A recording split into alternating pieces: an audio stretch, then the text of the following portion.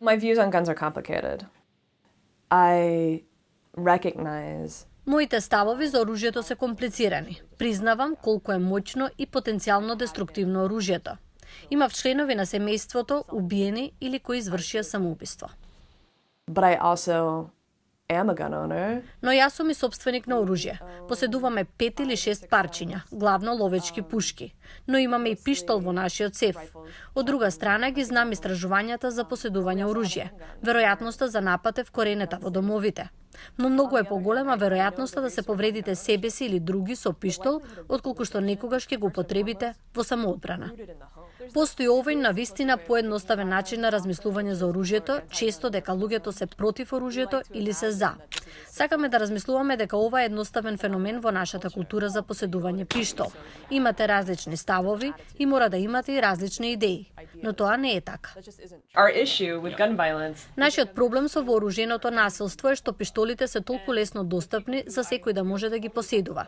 И луѓето со кои што се чувствувам сосема удобно да поседуваат пиштоли и да ги носат, поаѓаат од тој факт. Добро, сакам да знам дека носите оружје, но не и секој да може да поседува.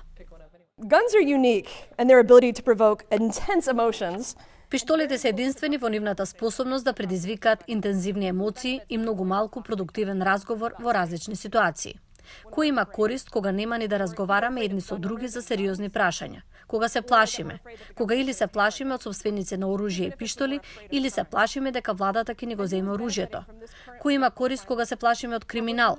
И кој има корист од оваа актуелна политичка клима, каде што ја губиме способноста да разговараме едни со други за тешки прашања? Дали имаме корист од тоа? Јасниот одговор е не.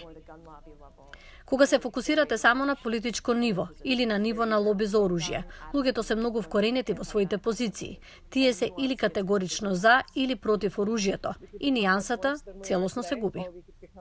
Можеме да станеме многу полоши од колку што сме денес или би можеле да станеме многу подобри од колку што сме денес. Кој би замислил дека пред 15 години детските градинки ќе учат активни вежби за справување во ситуација на активно масовно пукање? Тоа веќе станува толку нормално. The worst thing that could happen is that we give up any hope at all that there's change. Најлошото нешто што може да се случи е да се откажеме од секаква надеж, дека е можна промена и само да го прифатиме вооруженото насилство како што ги прифативме сите видови насилства. So the worst fear is that we just assume this is just who we are as people. Значи најлошиот страв е дека тоа сме ние и не можеме да се промениме. Ние, луѓето.